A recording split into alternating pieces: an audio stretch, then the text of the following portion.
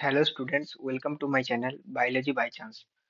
আজ আমার এই প্রথম ভিডিও এবং আজকের এই ভিডিওতে আমরা বায়োলজিক্যাল ক্লাসিফিকেশন চ্যাপ্টারটি নিয়ে ডিসকাশন শুরু করছি এবং কিংডম মনেরা পর্যন্ত কভার করার চেষ্টা করব। তো শুরু করা যাক। Biological classification. আচ্ছা, তো প্রথমেই বলে রাখা যাক যে এই চ্যাপ্টারটিতে এনসিইআরটির যতগুলো ইম্পর্টেন্ট পয়েন্টস রয়েছে সেগুলো নিয়ে ডিসকাশন করব। হুম, তো শুরু করা যাক। চ্যাপ্টারটি খুললেই প্রথমেই তোমরা দেখতে পাবে যে এই লাইনটি এনসিইআরটিতে দেখতে পাবে যে ফার্স্ট লাইন যে Aristotle was the earliest attempt to a more scientific basis for classification। মানে অ্যারিস্টটল প্রথম যে ক্লাসিফিকেশন সিস্টেমটা অ্যারিস্টটল দিয়েছিল। তো তিনি সিম্পল মরফোলজিক্যাল ফিচার্স ব্যবহার করেছিলেন। হুম, যেমন প্ল্যান্টস এবং অ্যানিমালসদেরকে সিম্পল মরফোলজিক্যাল ফিচার থেকে ভাগ করেছিলেন। প্ল্যান্টসদের ক্ষেত্রে তিনি ভাগ করেছিলেন ট্রিজ, শ্রাবস অ্যান্ড হার্বসে, যেগুলো অ্যাকচুয়ালি বৃক্ষ, গুল্ম এবং যেগুলো তৃণ টাইপের, হার্বস মানে সেগুলো। এবং অ্যানিমেলের ক্ষেত্রে এনাইমা, ইনাইমা অ্যান্ড এনাইমা, এই দুটো ভাগে ভাগ করেছে। ইনাইমা মানে যাদের ক্ষেত্রে রেড ব্লাড সেল নেই, সরি, এনাইমা মানে যাদের ক্ষেত্রে রেড ব্লাড সেল নেই, এনাইমা। আর ইনাইমা মানে যাদের ক্ষেত্রে রেড ব্লাড সেল রয়েছে। ঠিক আছে, তো এবার আমরা আসা যাক টু কিংডম ক্লাসিফিকেশন। তো টু কিংডম ক্লাসিফিকেশন সিস্টেম দিয়েছিল লিনিয়াস। তো তিনি একদম সহজ সরল ভাবে দুটো ভাগে ভাগ করে দিয়েছিলেন। প্ল্যান্টিয়া আর অ্যানিমেলিয়া দুটো কিংডমে ভাগ করে দিয়েছিলেন। এবং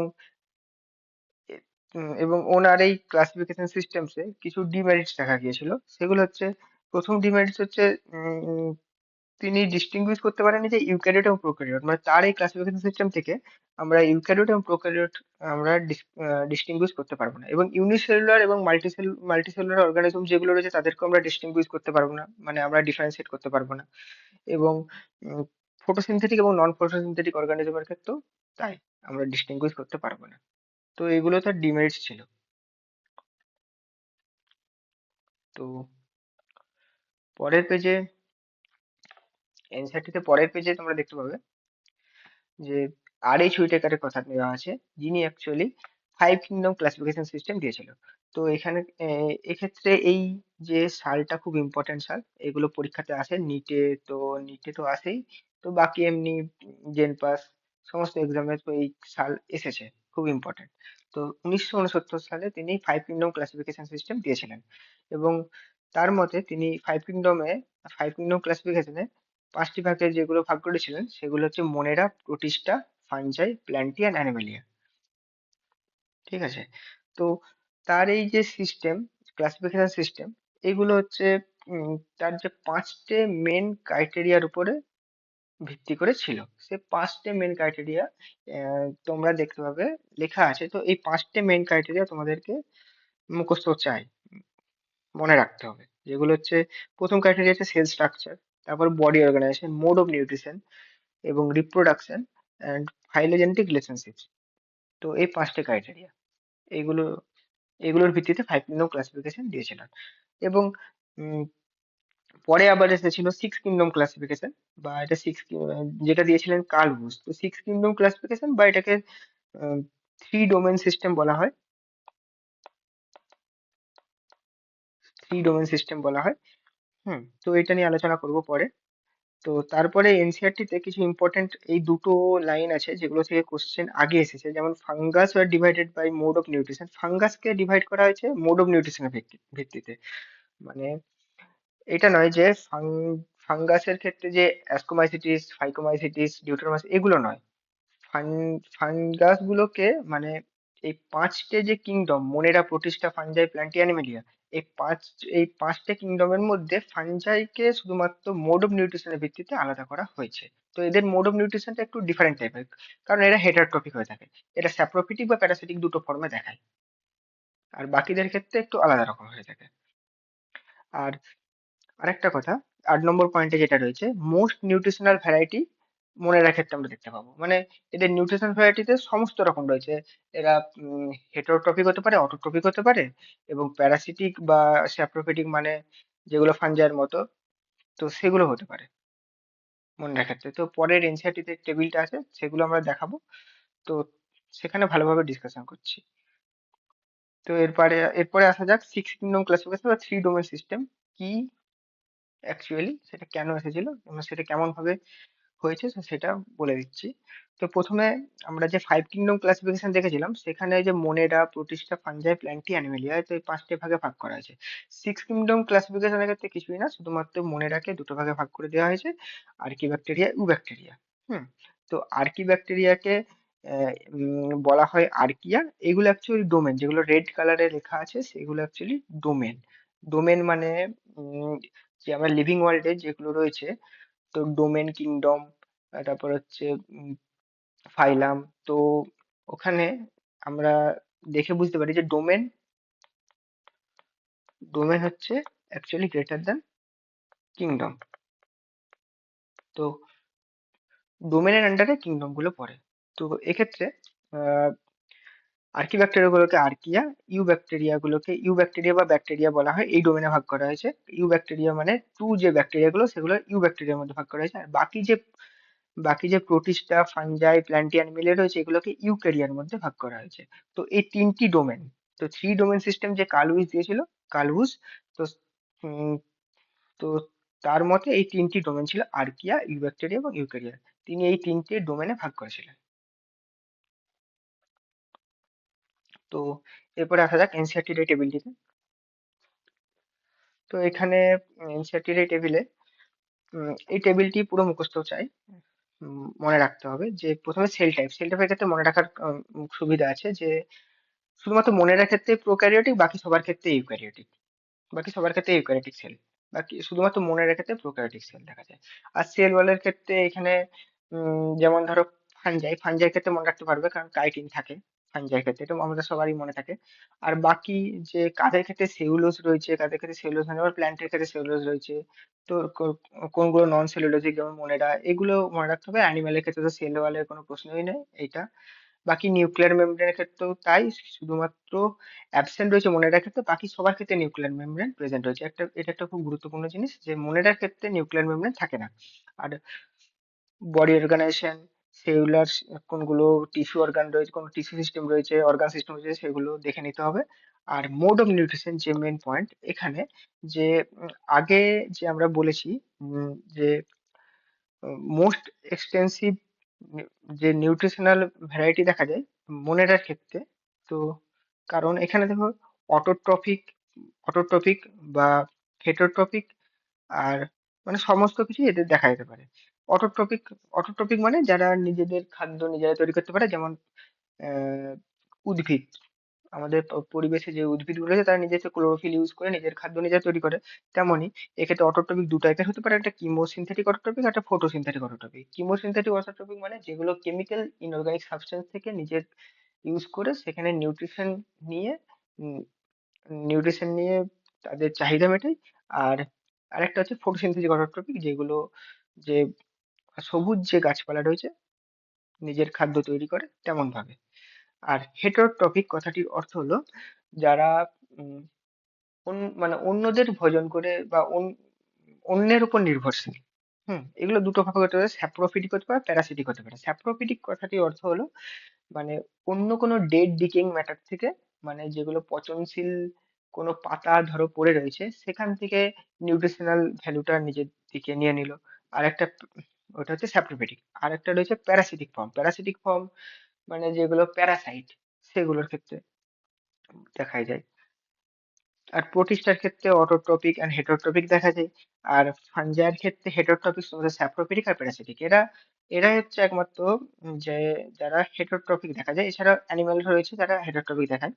তো এরা হচ্ছে স্যাপ্রোফিটিক বা প্যারাসিটিক। অ্যানিমালের ক্ষেত্রে দেখা যায় হলোজোয়িক ফর্ম। ঠিক আছে, তার আগে বলে দিই প্ল্যান্টি হচ্ছে অটোট্রপিক, ফটোসিনথেসিস করে, আমরা সবাই জানি। আর অ্যানিমেলের ক্ষেত্রে যেটা রয়েছে হলোজোয়িক মানে যারা গিলে খায়, যেমন আমরা সমস্ত খাবার যেমন গিলে খাই, তো হলোজোয়িক আমরা। আর স্যাপ্রোফিটিক হতে পারে। হলো। তো এবার কিংডম মনেরাতে আসা যাক। তো প্রথম আমাদের যে কিংডম, ফার্স্ট কিংডম, কিংডম মনেরা।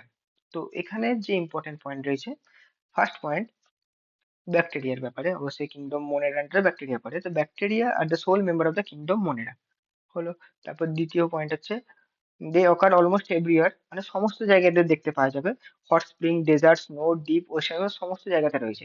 এটা দেখবে যে এনসিইআরটি আর একটা পয়েন্ট রয়েছে ওইটার পাশেই, যে hundreds of bacteria are present in handful of soil, মানে তোমরা যদি হাতে উম, এক মুঠো সয়েল নাও, তো তাতে দেখতে পাবে মানে 100টা ডিফারেন্ট টাইপের ব্যাকটেরিয়া রয়েছে। তার মানে বুঝতেই পারছো যে অনেক, মানে সমস্ত জায়গায় এদের ছড়িয়ে ছিটিয়ে রয়েছে।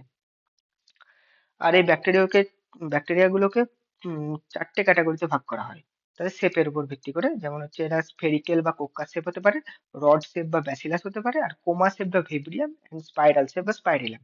এই চারটে শেপের হতে পারে। হুম। এবার 4 নম্বর পয়েন্ট, এরা very simple structure and very complex behaviour. অবশ্যই স্ট্রাকচার খুবই সিম্পল। সেল চ্যাপ্টারে এগুলোর ব্যাপারে খুব ডিটেলসে আলোচনা করা হবে। তো এখন মনে রাখো। আর 5 number point, they as a group show most extensive metabolic diversity. এইটা অ্যাকচুয়ালি যে পয়েন্টটা বললাম, যে নিউট্রিশনাল ভ্যালু, নিউট্রিশনাল যে এদের ভ্যারাইটি রয়েছে, এদের মোড অফ নিউট্রিশনটা অ্যাকচুয়ালি মানে খুব, মানে অনেক রকমের হতে পারে। যে যে আগেই ডিসকাশন করা ছকে, যে অটোট্রপিক হতে পারে বা হেটারট্রপিক হতে পারে, তো এটাই বলা হয়েছে যে এক্সটেন্সিভ মেটাবলিক ডাইভার্সিটি দেখা যায়। হুম। এবার উম, এরা অটোট্রপিক হতে পারে। কিছু কিছু রয়েছে যারা অটোট্রপিক, নিজের খাবার নিজেরা তৈরি করে নেয়, এবং সেগুলো ফটো অটোট্রপিক হতে পারে বা কিমো অটোট্রপিক হতে পারে। হুম। কিন্তু ভাস্ট মেজরিটি এরা হয়ে থাকে হেটারোট্রপিক, বেশিরভাগ হেটারোট্রপিক হেটারোট্রপিক হয়ে থাকে।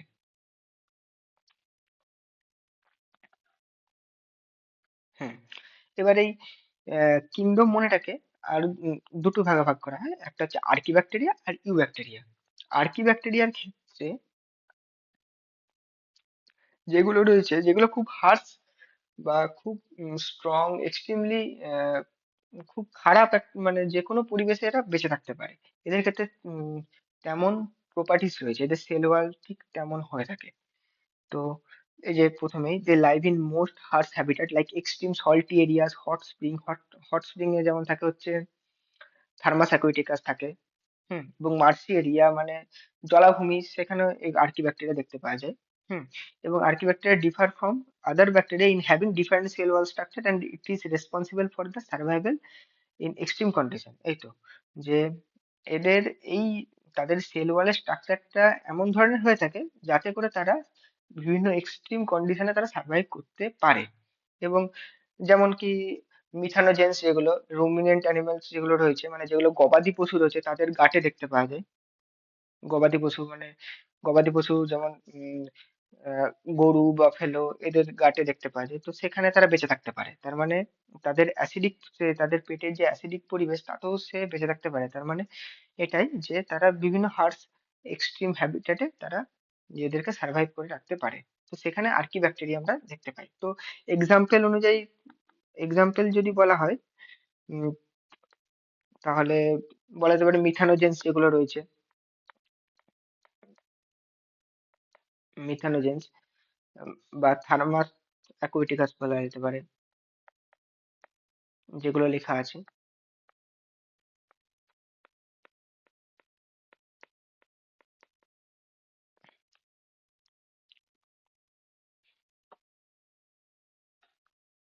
হুম। এবার আসা যাক ইউ ব্যাকটেরিয়াতে। ইউ ব্যাকটেরিয়ার ক্ষেত্রে, ইউ ব্যাকটেরিয়ার এক্সাম্পল ধরো যেগুলো নাইট্রিফাইং ব্যাকটেরিয়া, ডিনাইট্রিফাইং ব্যাকটেরিয়া যেগুলো হয়ে থাকে, নাইট্রোব্যাক্টর, নাইট্রোসোমোনাস, এগুলো সব ইউ ব্যাকটেরিয়া। ইউ ব্যাকটেরিয়ার কথার অর্থ, ইউ কথাটি আমরা বায়োলজিক্যাল টার্মে, টার্ম অনুযায়ী ইউ কথাটি আমরা ট্রু কথার জন্য আমরা ব্যবহার করি। তো এক্ষেত্রে যেগুলো ট্রু ব্যাকটেরিয়া তাদেরকে ইউ ব্যাকটেরিয়ার আন্ডারে ফেলা হয়েছে। তো প্রথম পয়েন্ট, যে they are characterized by presence of a rigid cell wall and if motile তো ফ্লাজেলাম থাকবেই। তো তার মানে এদের রিজিড সেল ওয়াল দেখা যায়। যদি এদের মোটাইল হয় তো ফ্লাজেলাম থাকবে। হ্যাঁ, একটা কথা, আর্কি ব্যাকটেরিয়ার ক্ষেত্রেও ফ্লাজেলাম রয়েছে, ফ্লাজেলাম এদের ক্ষেত্রেও রয়েছে, ইউ ব্যাকটেরিয়ার ক্ষেত্রে রয়েছে এবং আর্কি ব্যাকটেরিয়ার ক্ষেত্রে রয়েছে। হুম, এবার যেমন সায়ানোব্যাকটেরিয়া একটা ইউব্যাকটেরিয়ার মধ্যে পড়ছে, যে the cyanobacteria have chlorophyll A.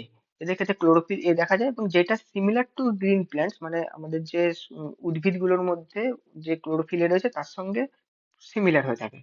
এবং এগুলো ফটোসিনথেটিক অটোট্রপিক হয়ে থাকে। তো ক্লোরোফিল এ রয়েছে, তো ফটোসিনথেটিক অটোট্রপিক হবেই। আর সায়ানোব্যাকটেরিয়া আর ইউনিসেলুলার, এরা ইউনিসেলুলার হয়, কলোনিয়াল হয় এবং ফিলামেন্টাস হয়, এবং এটা ফ্রেশ ওয়াটার, ম্যারিন বা টেরেস্ট্রিয়াল সমস্ত জায়গায় দেখতে পাওয়া যায়।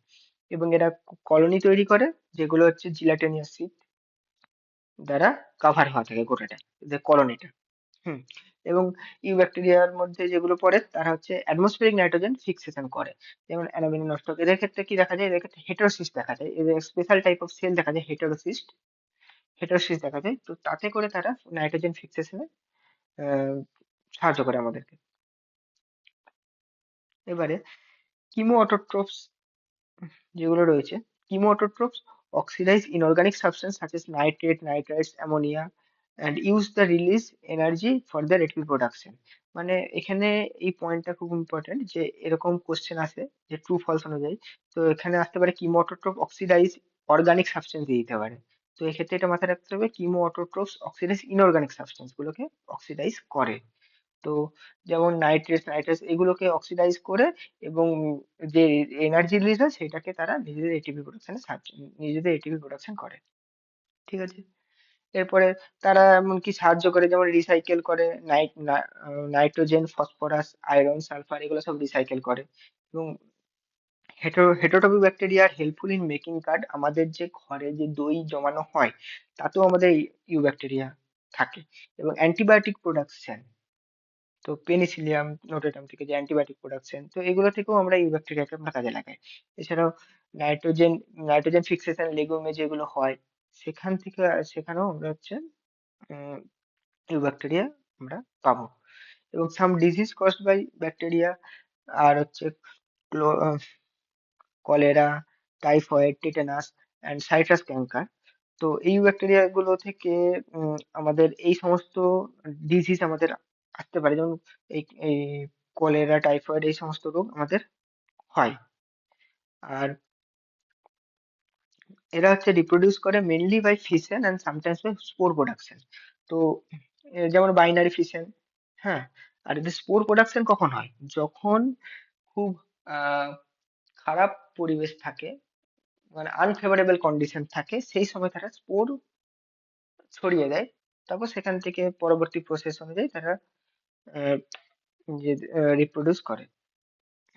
আর they also reproduce by sort of sexual reproduction by adopting primitive type of DNA transfer from the from one to another. এটা একটা খুব গুরুত্বপূর্ণ পয়েন্ট, যে এখানে এদের ক্ষেত্রেও সেক্সুয়াল রিপ্রোডাকশন দেখা যায়, কারণ এরা ডিএনএ ট্রান্সফার করে। অ্যাকচুয়ালি যেটা সেল সাইকেল আমরা বুঝতে পারবো, যেটা জেনেটিক রিকম্বিনেশন বলা হয় সেটাই বলা হচ্ছে। সো ডিএনএ ট্রান্সফারের মতো করে তারা সেক্সুয়াল রিপ্রোডাকশন, একটা শর্ট অফ সেক্সুয়াল রিপ্রোডাকশন দেখা যায় এদের মধ্যে। হ্যাঁ। তারপরে শেষে রয়েছে এখানে মাইক্রোপ্লাজমার ব্যাপার। মাইক্রোপ্লাজমা, তো এই মাইক্রোপ্লাজমা এমন একটি অর্গানিজম যেগুলো হচ্ছে completely lack of cell wall. এদের ক্ষেত্রে সেল ওয়াল একদম নেই, এবং এরা হচ্ছে স্মলেস্ট লিভিং সেলস নোন। এবং এরা হচ্ছে অত্যন্ত ছোট হয়ে থাকে, এবং এরা উইদাউট অক্সিজেনও সার্ভাইভ করতে পারে। মানে এরা ফ্যাকাল্টেটিভ অ্যানারোবস। অ্যানারোবস দু ধরনের হয় আমরা জানি, একটা হচ্ছে ফ্যাকাল্টেটিভ অ্যানারোবস, আর একটা হচ্ছে যারা হচ্ছে ওই, মানে যাদের ক্ষেত্রে অব্লিগেটরি অ্যানারোবস বলে, যাদের ক্ষেত্রে ওই অক্সিজেন ছাড়া তারা বাঁচতেই পারে না। তো মাইক্রোপ্লাজমা গুলো ফ্যাকাল্টেটিভ অ্যানারোবস এর মধ্যে পড়ে। হুম। তো এটা ফ্যাকাল্টেটিভ অ্যানারোবস।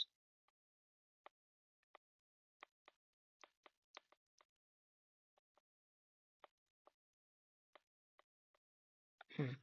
এবং many are pathogenic to animals and plants, এখানেও এটা আসে কোশ্চেন, যে শুধুমাত্র অ্যানিমেলস নয়, অ্যানিমেলস এবং প্ল্যান্টস দুজনের ক্ষেত্রে এগুলো প্যাথোজেনিক হতে পারে। তো আজকে এতটাই।